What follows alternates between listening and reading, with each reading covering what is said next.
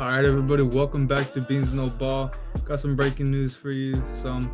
Obviously some really painful news just for the football world. Kirk Cousins will be missing the remainder of the season after suffering a torn Achilles tendon. It was obviously it happened yesterday in the afternoon window. We were just waiting on MRIs to confirm, and this morning the news did finally come out. It is a confirmed Achilles tear.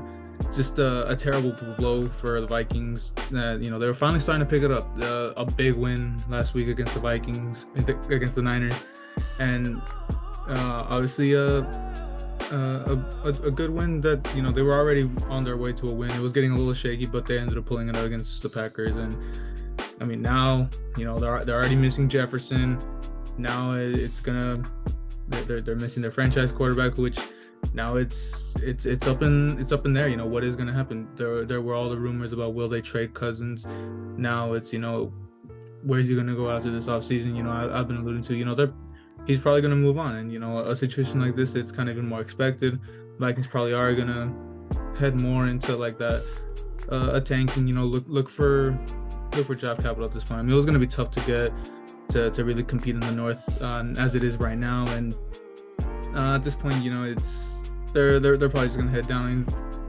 They won't be catching the Bears up until this point, but I mean it's obviously looking like they're gonna struggle a bit, and it's just really like I said, the Vikings were really turning it around. It was looking good. I mean, you see Kirk's stats. I mean, as much as the biggest thing was gonna be the Vikings defense, Cousins himself was just playing phenomenally. I mean, consistently hitting over 300 yards. I mean, sure, he had a couple little stinkers, but I mean, he was really leading the Vikings offense as good as he could, and it just really is a shame.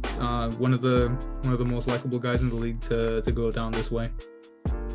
Yeah, this is a really big blow for the Minnesota Vikings, without a doubt. I mean, they're already having a pretty great resurgence. I mean, they were like 4-1 in the last 5 games. So with the 4-4 record right now, they're looking really looking to keep up with in this race, right? And even with the loss of Jefferson, they're still able to keep up in this season.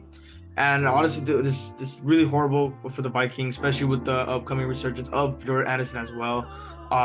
This is gonna really, I think the next quarterback up for the Vikings is Jaren Hall, which I mean, I never heard of him, so I don't know. I really doubt they're gonna roll with him. Unless if they do, then at this point just tank for, like you said, draft capital, get a top pick, or trade deadline is tomorrow, so they can possibly pick up a free agent like Carson Wentz, which with how Carson Wentz is, I mean, at this point you do need at least an experienced quarterback. So Carson Wentz could be a stretch to be signed with the Vikings, but in my opinion, that would it's a big stretch, but honestly, that would be a pretty possible signing if that's the case. If not, then tanking for the rest of the season is probably the better option here. But regardless of all of that, it is a very huge blow for the Minnesota Vikings, and this team especially after the win last night.